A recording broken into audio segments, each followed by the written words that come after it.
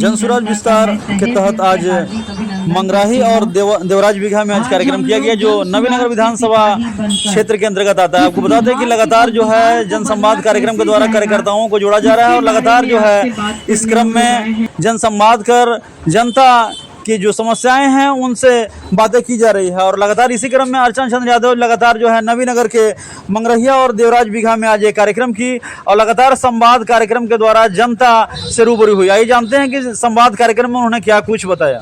ग्रामीण जनता का मैं तहे दिल से हार्दिक अभिनंदन करती हूँ। आज हम लोग जनसुराज के सिपाही बनकर इस बिहार को बदला कैसे जाएगा इसके बारे में आपसे बात करने हम लोग आए हैं, क्योंकि 6 महीने बाद बिहार विधानसभा चुनाव देखेगा और अभी से जनसुराज आप लोग के बीच आकर आप लोग को ही अपनी ताकत बताने की काम कर रहा है जनसुराज। क्योंकि आप कहीं भी बिहार में चले जाइए, किसी भी ग्राम में किसी भी गांव में चले जाइए, आप जैसे ही वोट का बात करते हैं जनता के अंदर एक आक्रोश रहता है।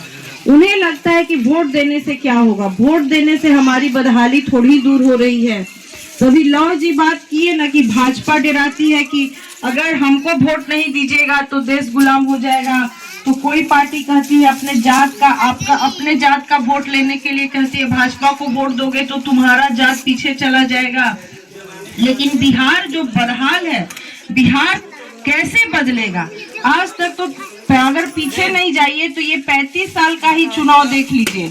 यही अगर हम नवीनगर विधानसभा को ही देखते हैं, नवीनगर विधानसभा में क्या हो रहा है? अगर आपको लालटेन से लगा कि लालटेन ने काम नहीं किया तो आप तीर को वोट देते हैं। 5 साल तीर को देखते हैं, जब लगता है कि तीर भी ठग के जा रहा है तो फिर आप लालटेन को वोट देते हैं। लेकिन हम लोग क्यों परेशान हैं, हम लोग इस बात को नहीं समझ पा रहे हैं। हमको यही समझाना है कि हमारी परेशानी का सबब क्या है, हम क्यों परेशान हैं। हमें वोट को एक उम्मीद की तरह देखते हैं। जब वोट के समय हर नेता बहुत से लोक लुभावन बातें करती है, लेकिन पहली बार जनसुराज आपको समझाने आया है। क्योंकि जब यही लोकसभा का चुनाव हो रहा था तो इसी देश के प्रधानमंत्री मोदी जी हर मंच पे खड़ा होकर कहते थे कि अगर उनकी पार्टी की सरकार बनती है तो 80 करोड़ जो गरीब जनता है उसको 5 किलो अनाज देगी।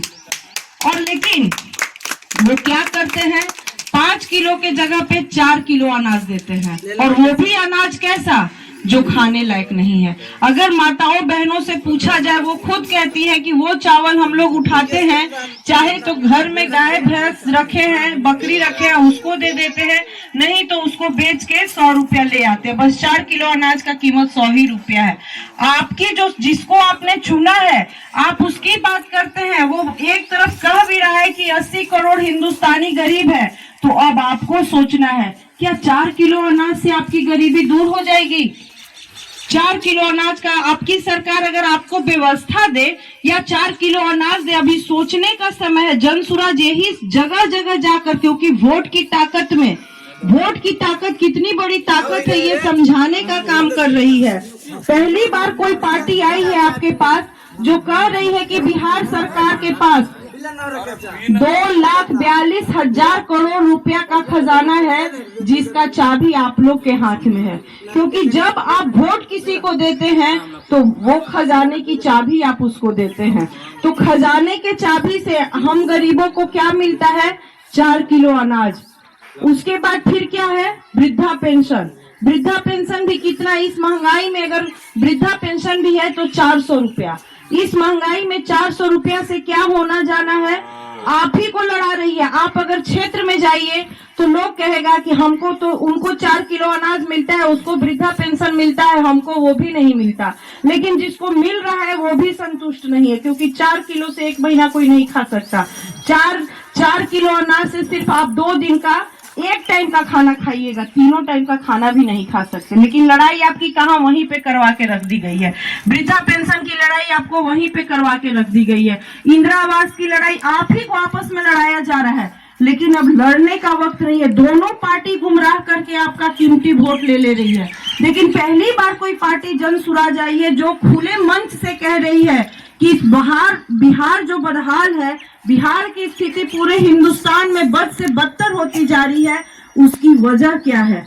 उसकी वजह यही है कि 35 साल से हम बस आक्रोश कभी लालटेन को जिताकर और आक्रोश कभी तीर को जिताकर कर रहे हैं, लेकिन व्यवस्था परिवर्तन इन दोनों में से किसी को नहीं करना है, क्योंकि आपको बताया ही नहीं जा रहा है कि आप मालिक हैं और कितने रुपए के मालिक हैं।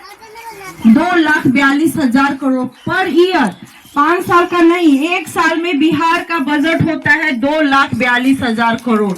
और प्रशांत जी जो हमारे पार्टी के संस्थापक हैं, वो पूरा डाटा के लेकर बैठे हुए वो बोलते हैं कि सबसे पहले आप ही का गांव में पलायन है। अभी बच्चा लोग का रिजल्ट आया है इंटर का। जो बच्चा चाहेगा कि हम कुछ स्वरोजगार कर सके, कुछ कमाए, अगर उसकी आर्थिक स्थिति कमजोर हो और इंटर के नाम पर वो कहीं नौकरी करने जाए तो कहीं उसको नौकरी नहीं मिलेगी। तो ये दुर्भाग्य है। अगर वो नौकरी करना चाहेगा अपनी गरीबी, अपने परिवार माता पिता की स्थिति को देखते हुए, तो मात्र 10 से 15,000 रुपए के लिए उसको कहाँ जाना पड़ेगा? गुजरात जाना पड़ेगा, हरियाणा जाना पड़ेगा और चंडीगढ़ जाना पड़ेगा। ये पूरे बिहार का हाल है। पूरे बिहार में हर